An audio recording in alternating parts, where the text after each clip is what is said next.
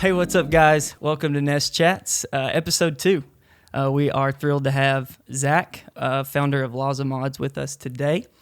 If you're unfamiliar with what we're doing here, Nest Chat is a series where we would like to inspire creativity and entrepreneurial thought in everyone who listens. We figure that students and staff around UVA-Wise will be some people tuning in, and hopefully even some people in the broader community throughout Wise County and the surrounding areas of Southwest Virginia. So that's kind of what we're after today. And also to let you know, if you're unfamiliar with Nest and what we call Nest House, which is where we're at right now, it is a co-working space on the campus of UVA-Wise, available to students and staff, and oftentimes community members, depending on the events and things that we are hosting out here. So welcome. We're not going to take much more time. We want to dive right into what we think is going to be an awesome time with Zak. And so without further ado, I want to ask him to just give us a brief introduction of himself to our audience today. Not someone who's far removed from Nest. He is actually a close friend of Nest, but we're excited to have him back, and I want to let him introduce himself. Hey, man, I'm no stranger. Appreciate you guys having me. Some changes, updates. You guys look like you're killing it here. Excited to be here. Excited to have a little chat. But, yeah, I'm Zak. I'm the owner at LazaModz. Been doing this, I guess, since 2008. We customize the finest gaming controllers that you can find online. I brought a couple with me. You can see we do it right. So I've been doing that since 2008. Started in high school through college. And this is the end product. This is where we're at in the cycle. So it's a cool story. I think it might be able to get some people to be able to relate. A couple challenges, struggles throughout the whole entire time, but we'll get into that. Yeah, and I want to hear it all, man. I want to hear anything you've got for us. Hey, the cool part is, like, you experienced it. Like, when you went to the same high school, so you sort of saw it, kind of from afar, but you were there to witness a lot of it. And that's what I think is cool, man. I've personally been a fan for a good while of what you're doing and inspired by a lot of your work. And I want to just get right into something. I want to ask you, you mentioned high school, and that's kind of about the time you started thinking about this sort of thing, right? Yep. Why entrepreneurship?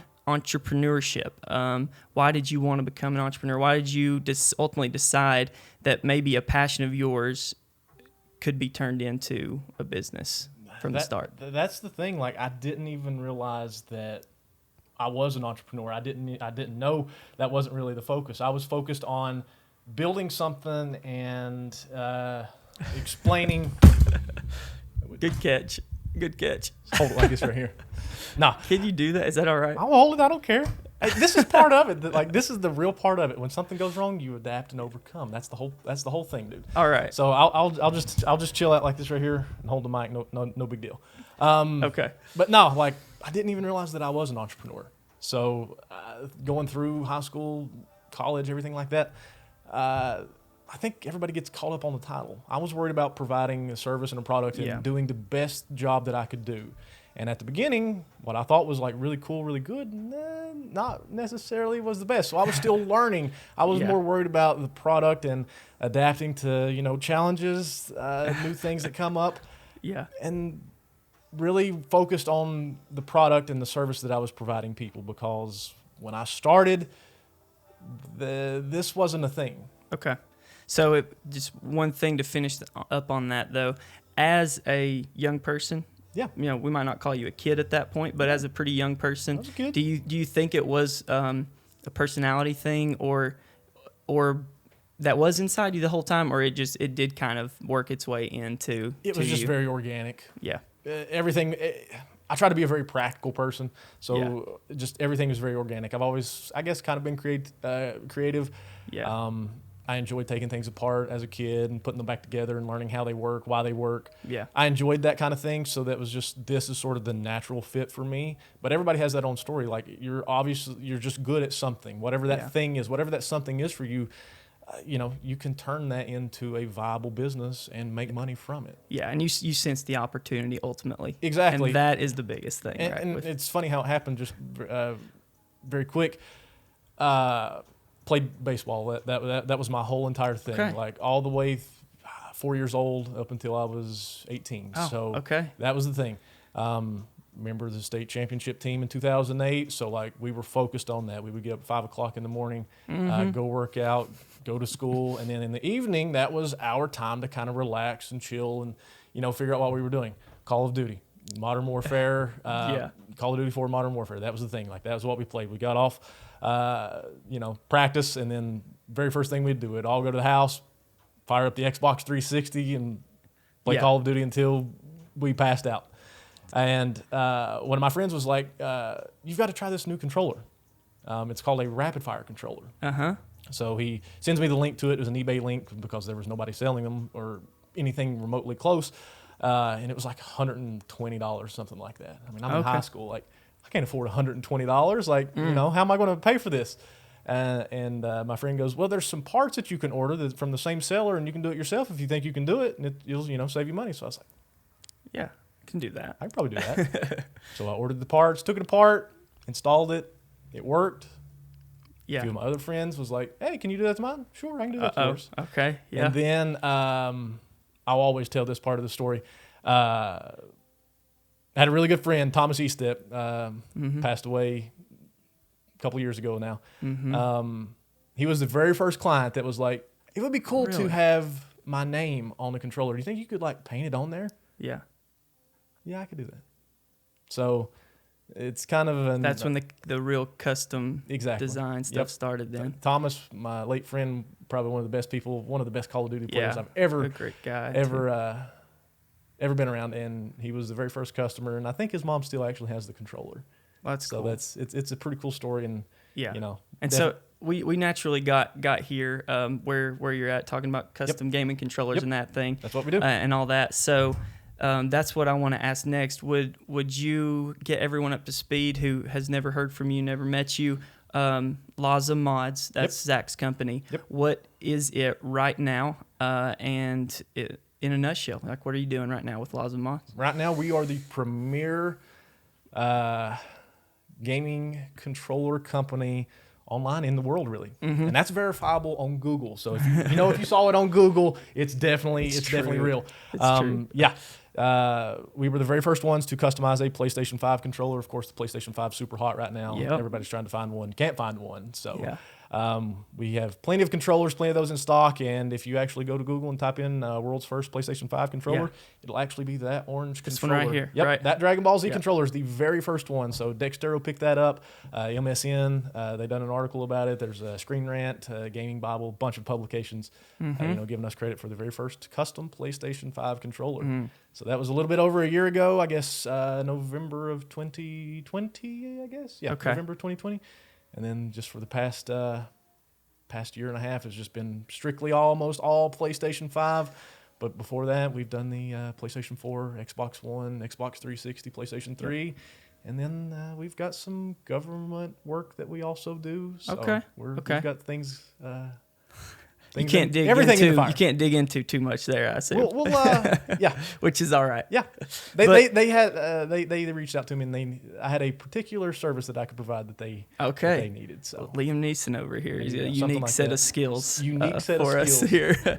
No, and if you're just listening, and you can't see, there is some controllers here sitting in front of us. But even if you are watching and can see the detail on these things, it's incredible. And I can't say that enough. It's wild. And I know you guys, you promote that it's the top of the line, the Rolex of gaming controllers, which I can tell you right now that's fact. So I want to get into a little bit of how you're getting these to your customers, which I'm very fascinated with, being someone who is interested in the e-commerce space and buying things online, and that shift that we're finding ourselves in.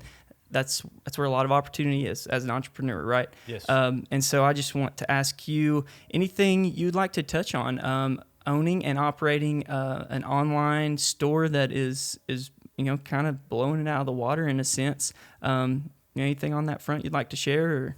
I guess more than anything, I recently made the switch to Shopify.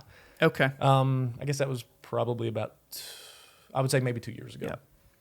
which is a platform for you to build your site on the back end. So Exactly. you see all the workings of things while your customer sees, just the site you get onto And to actually buy it. It does right? all of the work for you. It does all of the hard work for you. Yeah. So my very first website back 2010, I guess, when I first started selling these online, I coded everything by hand, like HTML coding, PayPal buttons. Wow. It was a nightmare. Yeah. Like just for an example, when somebody would place an order and select different options, I wasn't proficient enough to be able to be like, they want the directional pad red, for instance. Okay. I priced everything differently because I just got the number value on the back end on me. So if I knew if it was $9.95, oh, that must be the directional pad that they want red. Or if they wanted it blue, it would be $9.20. I literally coded everything by hand. Wow. So, and then I made a couple of other switches to e-commerce platforms. But switching to Shopify, literally, if you have a cell phone and everybody has an iPhone or an Android phone, you can take a picture, you can upload it to Shopify, and you can sell literally anywhere. So your question was like operating in Wise. Wise is okay. Yeah, why not? Wise, right? Atlanta, Chicago. It really kind of doesn't matter. Yeah, it cuts down the importance of location, exactly. right? It shrinks the world. Like I sell these things literally all over the world. None of these people have ever heard of Wise, and as a matter of fact, the ones that I do talk to, I just got a phone call just right before we started. It was a guy from Saudi Arabia. He probably thinks Wise is some huge industrial place. A creative hub. It's definitely not. It's a great place. Great place to live. I love Wise. Families here. Of course, they helped me a ton, so I wouldn't dream of going anywhere. I guess the only negative thing that I could say is just the ease of access. Being an hour away from the closest interstate. Yeah. That would be something to think about. Airport. Exactly. I get a lot of shipments and we make a lot of shipments. Yeah. So that hour or two of transit time to getting it to where it needs to be so that way it can reach its final destination, that might be something to think about. Yeah. But I mean, actually a problem that could be an opportunity for somebody who can figure out how to get us a little closer. I believe. But that's great, man. Thanks for sharing that. I want to say again, I've admired the creativity with LazaModz, and appreciate it, man. I think what we were kind of alluding to is how easy it is to just make the leap and set up an online store if you really feel like you have something to offer and want to sell, whether it's a physical product, whether it's a digital good. There are so many platforms out there. Anything. Yeah. Just do it. I mean, what's the worst that can happen? Yeah. Don't work out. Yeah. It can't get any more not worked out than it already is if you don't start. That's true. So just start it and see what happens. Yep. Barriers to entry are so much lower for us right now. We're in a very fortunate time. And you can't be afraid to fail or what somebody might say. Don't worry about that. Seriously. They're going to talk anyway. That's exactly right. And if you get successful, they'll talk even more. So no matter what. Yep. That's true. So now I want to kind of get us to, we're close to wrapping up. We like to make these pretty short and sweet. Sure. But you've got a little experience under your belt as an entrepreneur now. I think that's safe to say. All right. And so I want us to kind of finish up with anything you want to share. What's exciting you in the world of entrepreneurship, even maybe outside of LazaModz, which I know you're a busy guy. There might not be a whole lot of a world outside of that. But is there anything maybe like just trends in the business sector, things that are kind of we're seeing innovate in technology, anything that's just really exciting you that may apply to your business, but it may not? Anything out there? I'll be really... Don't give away any secret. I'll be really honest with you, and I think this may help somebody. Okay. I don't let myself be distracted by it. Yeah. I don't really think of anything outside of this. I am so consumed by it, and I mean, really, like, this is my focus, and I tell everybody when something comes up, I'm not going to be distracted by it. I'm not going to let myself be distracted by it. I've got something to prove, and I'm proving it right now. Like, there's been a lot of challenges along the way. There's been a lot of struggle, a lot of heartache, a lot of tears, a lot of bloodshed. I didn't do all that to let myself be distracted now. And that's the main thing. Like, it's very easily to be distracted. Like, this very thing that could help you start a business could be very distracting to you. Yeah. How many times have you got on TikTok or Instagram and then it's 3 o'clock in the morning, man? It was 11 when I started, and now I've watched 1,500 short 7-second videos, and Zach pointed to his phone when he said that. So I'm with you, man. Exactly. It's very easy to do. So I really don't let myself be distracted by it. That's good. So, I mean, while it is important to have a life, of course, I mean, I do, we'll get out and do things and, that whole thing, but it's always on my mind. Sure. I can't I won't let myself be distracted. So. Yeah. Well, yeah, man, that's some advice. That's some inspiring If you're stuff. serious about it, if it's, and this is my sole source of income, like this is very important. Yeah. If this fails, I've got to figure out what I'm going to do. That's exactly I'll figure it out if it does, and I'll make it work. Yeah. But that's why I'm so serious about it. And like I said, I won't let myself get distracted by it. Yeah. But I think there's something there. And I admire that there's no safety net for you once I don't know when that was in your life, you decided to say, hey, I'm all in on this and let's go. Yep. But that's admirable. And I think people become a little too safe. They have too many fallback plans to actually make their self be in a position where you have to grow and you have to make the call, adjust, and get to the next level. Because if you have so many fallback plans, you'll fall back, right? It's easier to do that than figure out a solution. I was working, I guess, what you would say a full-time, part-time job through college, and then you got to figure out what you're going to do. So for 14 years, this has been it. That's awesome, man. And Zach has done this. He's a local guy, high school here in Wise, is an alum of UVA-Wise, which is where we're at. And one reason why we're so excited to share his story. There's a lot of opportunity. You mentioned a story. It just hit me. Share this with our audience. Actually, a story you were sharing with me on campus that happened, and I kind of think it shows the support that we like to have, and we like to talk about being at UVA-Wise and being a student here. Yeah, this is home. I've met a lot of great people here, and just one of the best stories I think from here, especially in my time here. I was taking an entrepreneurship class with Gary Stratton. As a matter of fact, I'm pretty sure McKenna might have been with me in that class. I'm not sure exactly. But we're in class. I think it was like an 8 a.m. class. And it was right at the very beginning when everything was getting ready to pop off. So I'd made a controller for Chad Ochocinco. Or Chad Johnson. Yeah. He's changed his name a couple times. So and he tweeted it out, so his massive following on Twitter, millions of people had saw it. And I was getting all kinds of business. So phone was just going off constantly. And so I had two phones. I was that guy. I had one phone strapped on my left hip and another one in my pocket. I was that guy. And I had forgot to silence my business phone because it was pretty busy. And I walked into Gary Stratton's entrepreneurship class, and we was probably, 15, 20 minutes into his class. My phone goes off, starts ringing. And most professors, that's a no-no. Everybody's going to be upset. Everybody's looking at you, they're turning your head and looking at you like, sorry. Mm-hmm. But he kind of knew, what was going on. I told him about Chad Johnson and the controller I was doing, and he looked at me. He's like, is that your business phone? And I just kind of nodded at him. He nodded at me. He's like, go take it. Yeah. Okay. I'll go take it. Yeah. So I'm already kind of nervous and panicked anyway. So I run outside really quick, answer the phone. And this guy goes, hey, this is Paul George. Want to get a few controllers. I was like, okay, whatever. That's a cool name, I guess. Paul George, that's a common name. Yeah. Two first names. All right. That's cool or whatever. Right. And the more I talked to him, it just seemed a different kind of order. He wanted 24 karat gold on one controller, and he wanted one to be an Indiana Pacers theme and have his name on it. And then he wanted another one for Call of Duty. And I was like, okay, whatever. Yeah, I'll get that done.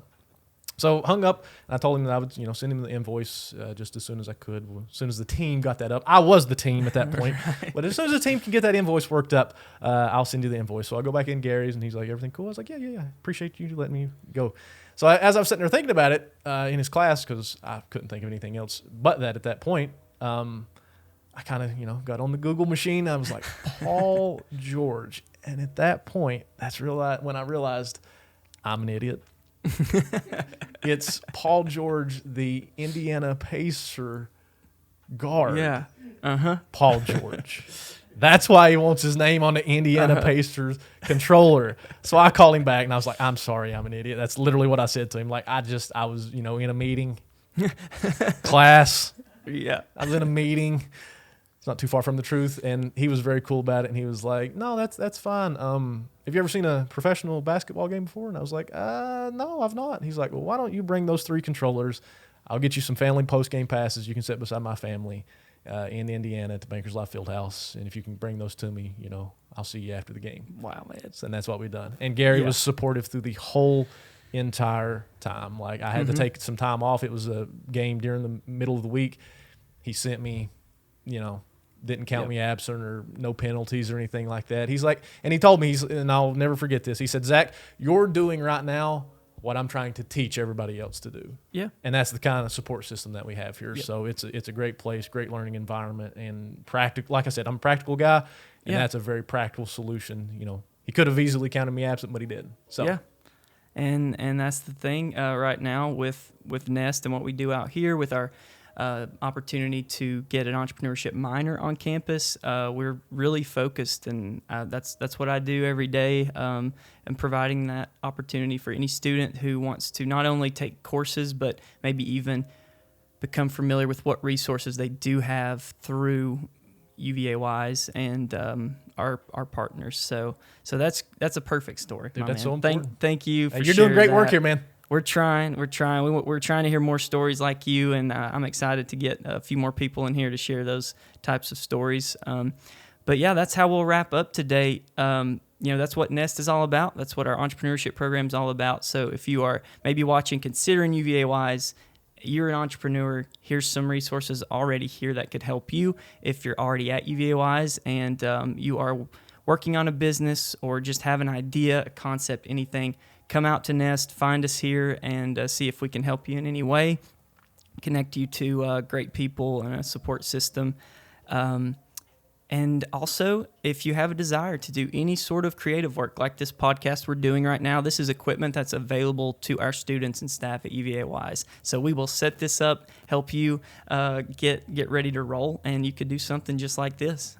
So that's what this is all about, to share stories and to share the opportunities at Nest. So, Zach, thanks again for being out here. Appreciate the time. And we're excited to see where things go with LazaModz. We hope to keep you around here, man. But I feel like I don't know where I'm going to see you next. I'm really impressed by what you're doing, and keep it up. And we're excited to see where you land. So thanks a lot, man. Alrighty. Thanks, guys. We'll see you next time.